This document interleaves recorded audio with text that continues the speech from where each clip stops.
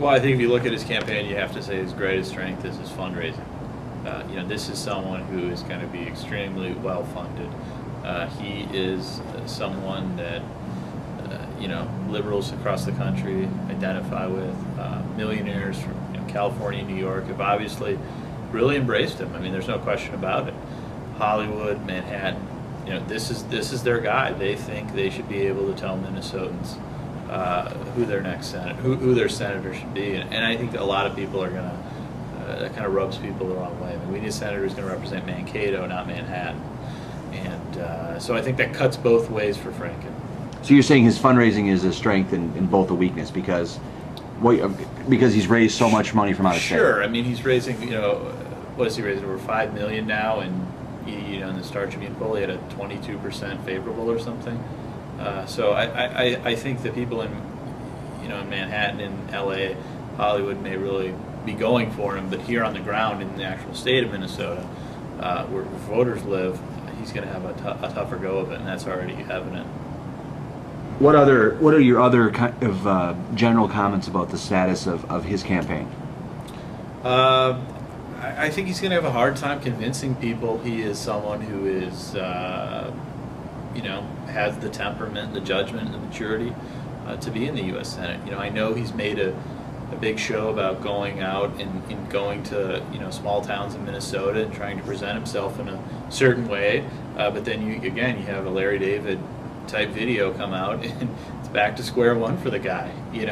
He really genuinely loathes a lot of Republicans. I mean, there's no question he has hatred and contempt for people. I mean, it's not, hey, you and I disagree, but you're a decent guy. It's, hey, you're a right-wing mother, Yeah. And I just don't think that's the way people are in this state. I think, some people are that way, but most people, the vast, vast majority of Democrats and Republicans, are not that way. And Franken's that way, and I think that's really going to hurt him. I've been really surprised by what a lackluster campaign Mike Cerisi is running. His fundraising is really, really anemic. I think he came in last quarter around 300,000. Fringe candidate like Nelson-Pallmeyer is coming in at around 200,000. He doesn't seem to have a lot of energy on the trail. There seems to be very little enthusiasm for him among the delegates, among Democrats that I see. I don't see him running an effective campaign at all. Any concern? So there's just generally no concern about his candidacy right now. They just don't. Well, anybody with that kind of pocketbook, you have to take seriously. He at this point he's pledged to abide by the party endorsement. I think a lot of people are skeptical of that claim. He's worth. You think there's a chance that Mike Cerisi decides to buck the party process and run in the primary? Yeah, I do. I think that's a real possibility. I think if it doesn't go well for him at the convention, I wouldn't be surprised if he did that at all. Okay. I think he's an extreme far left liberal who's just way out there on basically every issue. But again, the excitement for Franken and Cerisi doesn't seem to be there among some elements of the party, definitely. So I think Nelson-Pallmeyer is a force to be reckoned with among the Democrats. So you think that Democrat activists proportionally are more excited about Jack Nelson-Pallmeyer's campaign than they are about the candidacies of Al Franken and Mike Cerisi? I would say that Democrats, the activist types seem to be pretty excited about Nelson-Pallmeyer. He, I believe, is the only one who really spoke out against the war publicly. I know Cerisi says he was for it at the beginning, but there's really no public record of that. Franken, we all know, was for the war and is now basically trying to pretend like he wasn't for the war. So, I think Nelson-Pallmeyer appeals to the hard left base of their party, no question.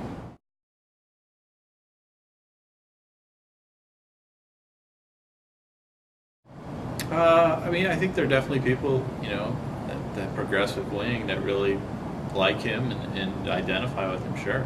And they view Franken as maybe an opportunist, someone who's been inconsistent on the war.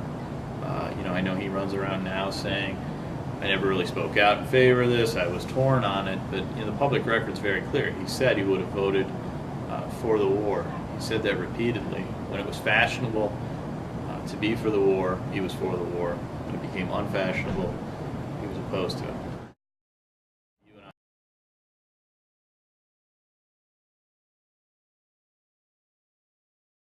Sure, I think Iraq's obviously going to be a huge issue. Al Franken's positions, his changing positions on the war, I think are going to continue to be much discussed by the press, by voters. I think it's a clear contrast there. Senator Coleman is very reasonable in his approach on the war. Al Franken says he wants to cut off funding for the troops. I don't think that's where people are. And I think that's going to be a big contrast. You think more Minnesotans are where Senator Coleman's position is on the war in Iraq? I think Senator Coleman is where people are.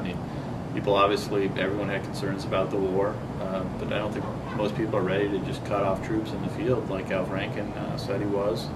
I know he's tried to distance himself from that comment, but if you watch that interview, the interviewer is quite clear with him that a lot of Democrats are not willing to bite the bullet, so to speak, I think he says.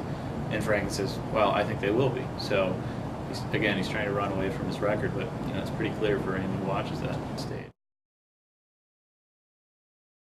Well, I think Mike Cerisi raises a really important point, and that is what has Al Franken done for Minnesotans? What has he accomplished for the state? And Mike Cerisi's answer is, and I agree, is nothing. He's written a couple shrill, partisan attack books about Republicans and conservatives. He did his radio show, which, let's be honest, wasn't exactly a resounding success. And then he moved back here and started planning a run for the U.S. Senate. But what has he done to affect the lives of Minnesotans in a positive way? I'm at a loss for words. I don't know. And I think Mike Cerisi's right when he raises that point.